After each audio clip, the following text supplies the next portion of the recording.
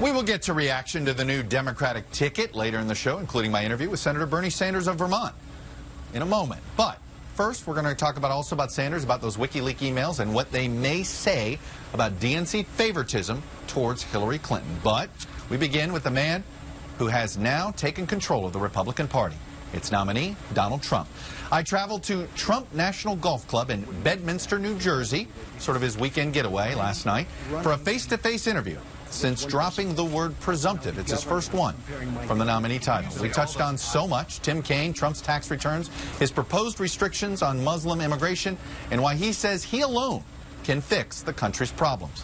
But I began by asking him how it feels to be the Republican nominee for President of the United States. Well, it really feels great, and we really have a very unified party, other than a very small group of people that frankly lost. And we have a very unified party. You saw that the other night with the love in the room and the enthusiasm in the room. The enthusiasm, there are people that say they have never seen anything like what was going on in that room, especially Thursday night. Let me tell you, bring up Thursday night. I got to ask you about your entrance before we get serious here. That Monday night entrance was something else. I know you've gotten a lot of feedback on it. Well, how'd you come up with it? A little bit lucky, and a couple of people had that idea, and I went along with the idea, and everything just worked right. And it was so good that they wanted to do it on Thursday night. I said, never in a million years, because you'll never get it that way again. I don't think I've seen that even on WWE. Yeah, I know. Well, Vince is a good friend of mine. He called me. He said that was a very, very good entrance. But I didn't want to do it a second time because, you know, it never works out the second time. All right, let's go into the speech. I want to put some meat on the bones. But first, let's talk about, you've seen some of the positive reviews, some of the negative reviews. Some of the negative has been it was a little dark. That there wasn't enough optimism in it. And what would you say? It's not Morning in America. Yeah. What would you say to that? Well, I think the only negativity, and you know, I call them the haters, and that's fine. But the only negative reviews were a little dark. And the following day they had another attack, and then today you see what happened in Afghanistan with many, many people killed. They have no idea how many. So many killed. Yesterday it was Munich. And, you know, I know they're saying maybe it wasn't terrorism, maybe it was just a crazy guy, but in the meantime, he's screaming Allah Akbar as he's shooting people. So, you know, we'll see how that turns out. And all of a sudden, people said maybe it wasn't dark at all. But the only thing that some people said, it was a little dark, it was a little bit tough. Did you think it was a little dark? No, I thought it was very optimistic. Okay. To me, it was an optimistic speech because... What makes it optimistic in your view? Because we're going to solve the problems. We're going to solve the problems. In other words, sure, I talk about the problems, but we're going to solve the problems. One of the phrases you use, I alone can fix it. And some people, that sounded almost too strongmanish for them. Well, do you understand that criticism, and what do you make of it? I'll tell you, part of it was I'm comparing myself to Hillary. And we know Hillary, and we look at her record. Her record has been a disaster. And I am running against Hillary. It's not like I'm running against the rest of the world. I know people that are very, very capable, that could do a very good job, but they could never get elected. I can tell you right now, I can give you 10 names of people that would do an extraordinary job, but there's no way they could ever get elected. They wouldn't know where to begin. It wouldn't be for them. But for governing, they'd be good. I'm running and, you know, against one person. You said there would be consequences for any company that tried to move a factory down. What is the consequence? So Let's start with you bring up Carrier a lot. If you were president, what would just an example. Explain? Right, I understand that, but explain the consequence. Okay, here's the consequence. What would it be? So Carrier comes in, they announce they're moving to Mexico, they fire all their people in Indiana, and they say, hi, well, here we are, Mexico, you know, enjoy your plant, enjoy the rest of your life, and you hire people from Mexico, okay? Now they make their product and they put it into the United States, where we will have a very strong border, by the way, but they put it into the United States and we don't charge them tax. There will be a tax to be paid. If they're going to fire all their people, move their plant to Mexico, build air conditioners, and think they're going to sell those air conditioners to the United States, there's going to be a tax. What kind of tax are you thinking? It could be 25%, could be 35%, could be 15%. I haven't determined. And it could be different for different companies. We have been working on trying to stop this government because we don't know what we're doing. And not only Obama. They've been trying to stop this from before Obama. But they don't know. You know, they've tried low-interest loans. They've tried zero-interest loans. These companies, some of these things aren't going to get through the World Trade Organization. There's a lot of these. Doesn't matter. Then we're going to renegotiate, or we're going to pull out. These trade deals are a disaster, Chuck. The World Trade Organization is a disaster. You know, the concern on some of this is that it would rattle the world economy. Look what Brexit did to the world economy. Investors got rattled. What did it do? Now The you stock feel like market's higher now than it was when it happened. And by the way, I'm the only one of all of these people at the higher level of the world of the wonderful world of politics. I'm the only one that said Brexit's going to happen. Remember, I was asked a question. I said, "Yeah, I think they're going to improve it. I think they want independence. I don't think they want people pouring into their country." And you're not worried about you think a fractured Europe is good for America? No, no. But we're spending a lot of money on Europe. Don't forget. Europe got together. Why primarily did they get together? So that they could beat the United States when it comes to making money. In other words, on trade. It's an economic okay? And now we talk about Europe like so wonderful. Hey, I love Europe. I have property in Europe. I'm just saying, the reason that it got together was like a consortium so it could compete with the United States. What you're saying is all this stuff's good for America, even if it's not good for Europe? Look, you take a look at Airbus. They make more planes now than Boeing. Okay? They got together. All of these countries got together so that they could beat the United States. Okay, so we're in competition. So, you know, we're in competition in one way. We're helping them in another way. It is so messed up. The Muslim ban. I think you've pulled back from it, but you tell me. We must immediately suspend immigration from any nation that has been compromised by terrorism until such time as proven vetting mechanisms have been put in place. This feels like a slight rollback. I don't think Should we interpret it as that? I don't think so. Okay. I actually don't think it's a rollback. In fact, you could say it's an expansion. I'm looking now at territories. People were so upset when I used the word Muslim. Oh, you can't use the word Muslim. Remember this. And I'm okay with that because I'm talking territory instead of Muslim. But just remember this. Our Constitution is great, but it doesn't necessarily give us the right to commit suicide, okay? Now, we have a religious, you know, everybody wants to be protected, and that's great, and that's the wonderful part of our Constitution. I view it differently. Why are we committing suicide? Why are we doing that? But you know what? I live with our Constitution. I love our Constitution. I cherish our Constitution. We're making it territorial. We have nations, and we'll come out. I'm going to be coming out over the next few weeks with a number of the places. And it's very complex. Well, I was because just we have problems in Germany, and we have problems in France. I was just going to ask that. You know, so it's not just would the this countries that you would limit think. immigration from France? What we're going to have is a thing called... They've been compromised by terrorism. They have totally been. And you know why? It's their own fault. Because they allowed people to come in their territory. So you would toughen up. You're basically saying, hey, you know, French want to come over here, you got to go through an extra check. It's their own fault because they've allowed people over years to come into their territory. And that's why Brexit happened, okay? Because the UK is saying, we're tired of this stuff. What's going on, we're tired of. But listen to this. We could get to the point where you're not allowing a lot of people to come into this country from a lot of places. Maybe we get to that point. Chuck, look what's happening. Look at what just took place in Afghanistan, where they blow up a whole shopping center with people. They have no idea how many people are even killed. Happened today.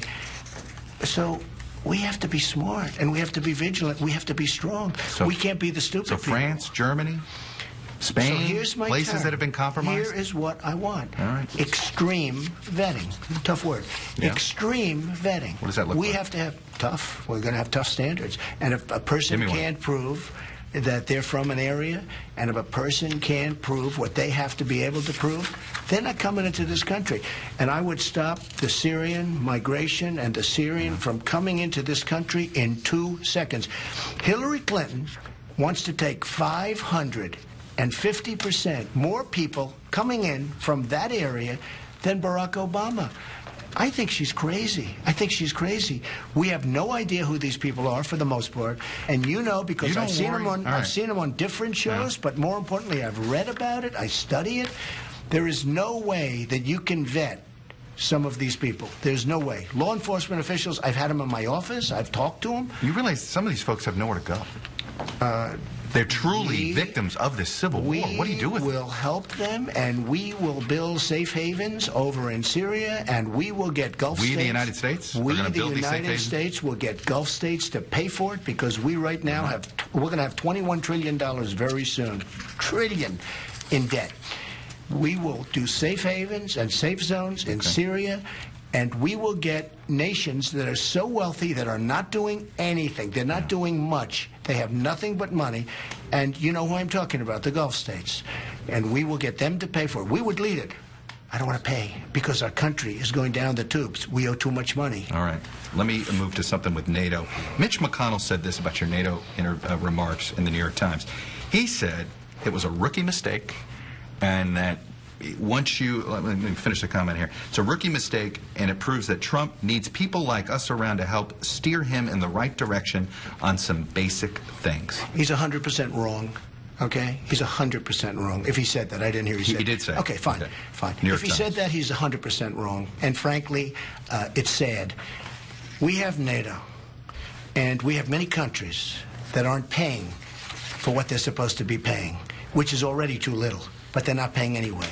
And we're giving them a free ride, or we're giving them a ride where they owe us tremendous amounts of money, and they have the money, but they're not paying it. You know why? Because they think we're stupid. So is there? So Estonia is paying. And if they get invaded by Russia, you're there? I feel differently. Okay. I feel very differently. But if a country's not doing, Britain hasn't done the 2%. We have countries that aren't paying. And now this goes beyond NATO because we take care of Japan, we take care of Germany, we take care of South Korea, we take care of Saudi Arabia, and we lose on everything. We lose on everything.